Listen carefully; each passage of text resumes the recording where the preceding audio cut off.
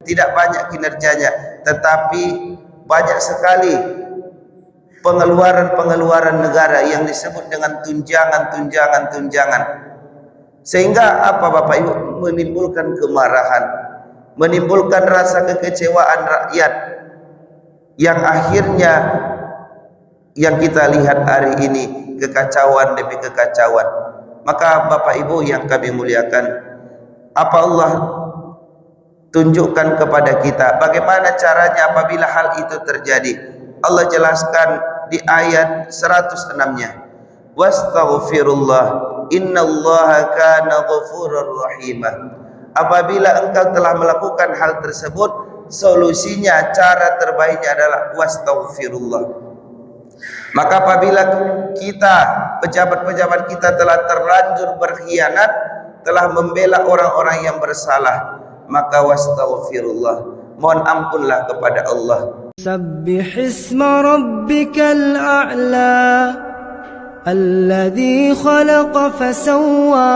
Wassalatu wassalamu ala sayyidil mursalin wa ala alihi wa sahbihi ajma'in. Asyhadu an la ilaha illallah wa asyhadu anna Muhammadan abduhu wa rasuluh la nabiyya ba'dah. Allahumma salli ala sayyidina Muhammad wa ala ali sayyidina Muhammad. Subhanaka la ilma lana illa ma 'allamtana innaka antal alimul hakim. Bapak Ibu jamaah sekalian, alhamdulillah kita kembali dan senantiasa bersyukur kepada Allah Subhanahu wa taala atas nikmat hidup yang Allah berikan kepada kita, atas nikmat iman dan Islam yang menancap dalam hati kita.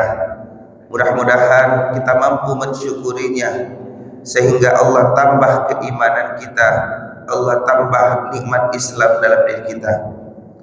Bapak Ibu jamaah sekalian yang kami muliakan, pada kesempatan ini kami mengawali pengajian kita dengan kisah yang sangat relevan, sangat sesuai dengan apa yang terjadi pada hari ini. Bapak Ibu jamaah sekalian yang kami muliakan, ada seseorang yang di masa Rasulullah SAW bernama Tu'mah.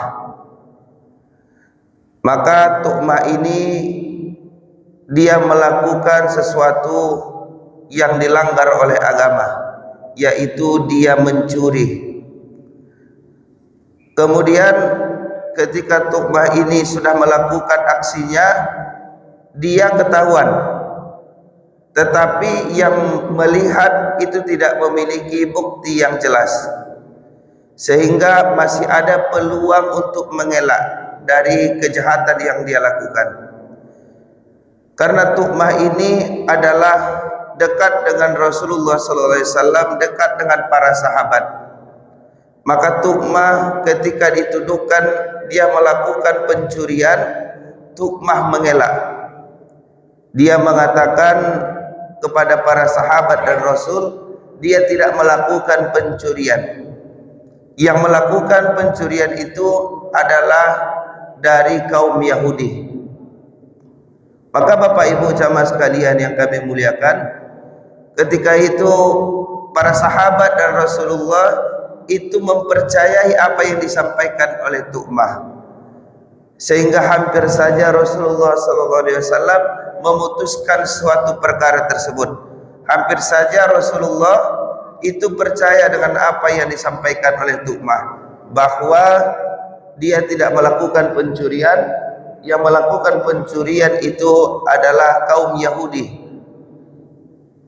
Bapak Ibu jamaah sekalian yang kami muliakan, maka dengan kejadian tersebut, dengan kejadian yang terjadi itu menjadi asbabun nuzul, penyebab turunnya ayat, yaitu surah An-Nisa.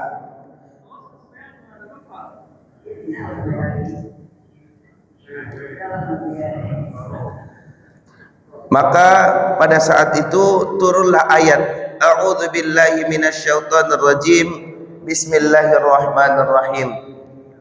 Inna anzalna ilaikal kitaba bil haqqi litahkuma bainan nas bima araka Allah wa la takun lil khainina khasimah.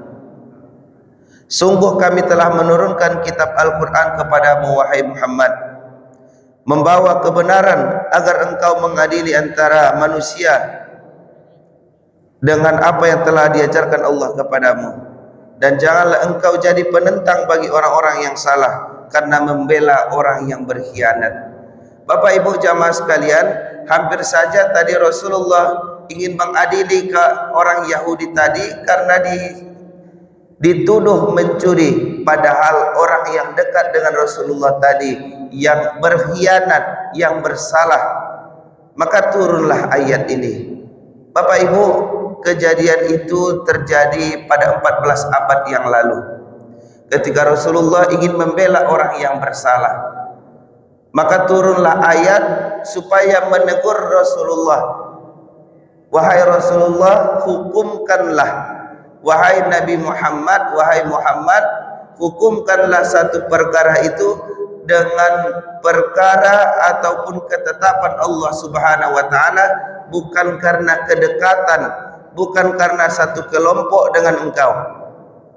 Hari ini Bapak Ibu, kita melihat di negara kita ini kejadian yang kami sampaikan 14 abad lalu, hari ini masih terjadi. Kenapa banyak kekacauan di negara kita ini? Disebabkan oleh banyak sekali kesalahan-kesalahan para pengkhianat-pengkhianat itu. Mereka saling bela-membela dalam kesalahannya. Mereka tidak lagi mementingkan kebenaran. Mereka tidak lagi mementingkan sesuatu keadilan dalam apa yang mereka lakukan. Yang penting mereka membela kepentingan kelompok mereka. Mereka membela kepentingan partai mereka. Baik salah maupun benar, itu mereka tidak peduli. Bapak Ibu jamaah sekalian, kita hari ini tidak bisa menutup mata. Di sosial media banyak aksi pemberontakan, aksi demonstrasi, menunjukkan rasa kekecewaan kepada pemerintahan. Bahkan sudah ada jatuh korban. Maka di mana mulai kejadian-kejadian beruntutan kejadian tersebut? Itu dimulai dari beberapa pemimpin-pemimpin yang tidak adil, pemimpin-pemimpin yang sudah mulai berkhianat, sudah membela kepentingan-kepentingan orang yang bersalah. Yang penting saya aman, yang penting posisi jabatan saya tenang, aman, saya dilindungi. Maka orang-orang yang bersalah itu dihukum.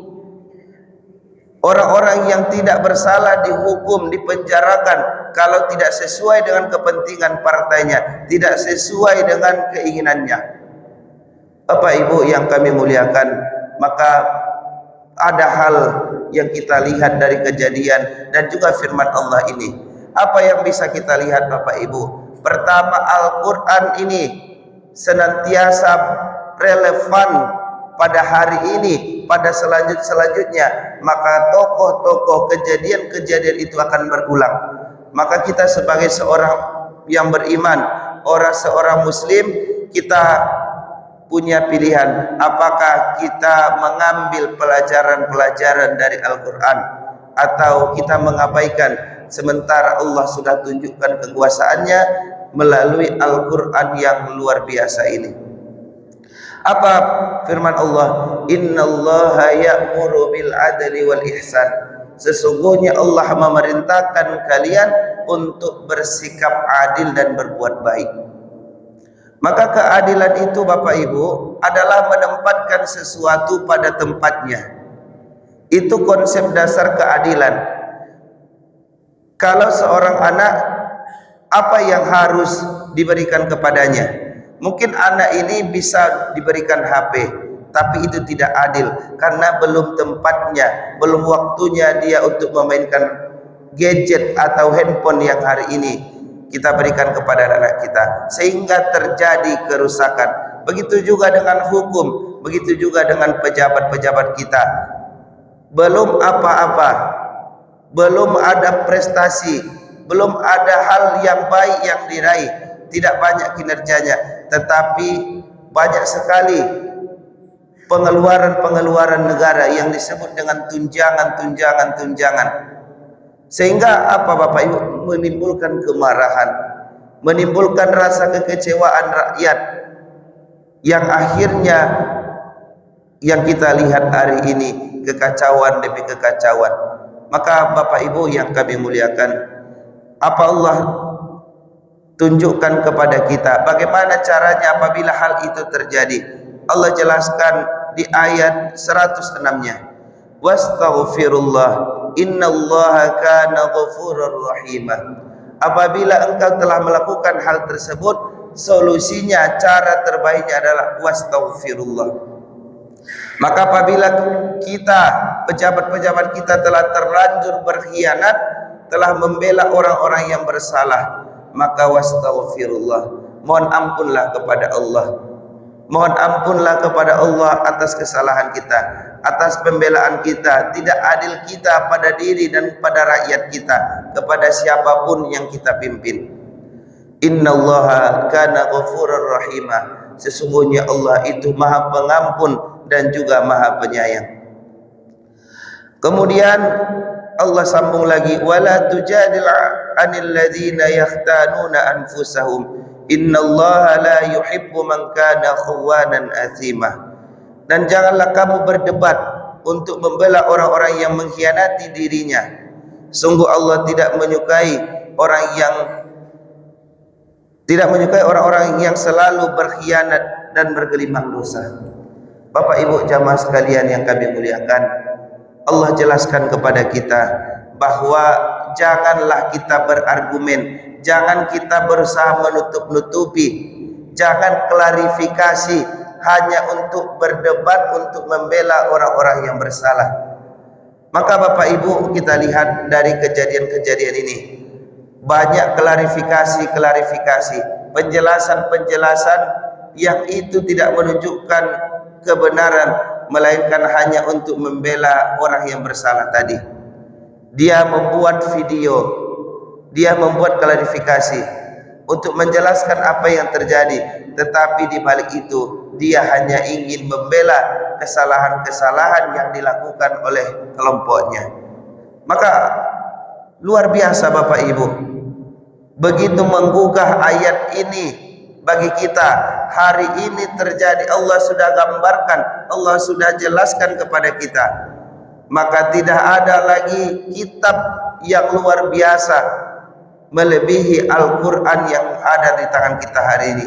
Tetapi menjadi musibahnya bagi kita, kita tidak membacanya, kita tidak mempelajarinya. Kita memilih pejabat kita berdasarkan apa yang dia sampaikan, bukan karena dia berpegang teguh kepada Al-Quran, kepada sunnah-sunnah Rasulullah. Maka inilah Bapak Ibu, mudah-mudahan kita tetap berdoa kepada Allah Subhanahu wa Ta'ala. Para pejabat kita hari ini, para pejabat yang mewakili kita hari ini, mudah-mudahan mereka benar-benar mengakui kesalahan mereka.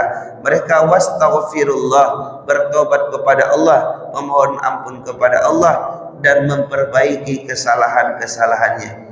Tentu Bapak Ibu, kita tetap berharap negara kita hari ini tidak ada pertumpahan darah, apalagi sesama kita warga negara, dari kepolisian, dari pejabat, dari warga sipil, tidak ada pertumpahan darah sedikit pun. Kita harap kedamaian dan juga perbaikan terhadap negara kita ini. Bapak Ibu jamaah sekalian yang kami muliakan, pesan pada pagi hari ini kita berharap benar-benar para pejabat kita dan kita sendiri benar-benar menjadikan Al-Quran ini sebagai hudan linnas, sebagai Al-Furqan untuk menghukumi, untuk menetapkan suatu ketetapan berdasarkan ketetapan Allah Subhanahu wa Ta'ala. Demikian Bapak Ibu, mudah-mudahan ada pelajaran dan juga hikmah yang bisa kita ambil dari pengajian pagi ini. Assalamualaikum warahmatullahi wabarakatuh.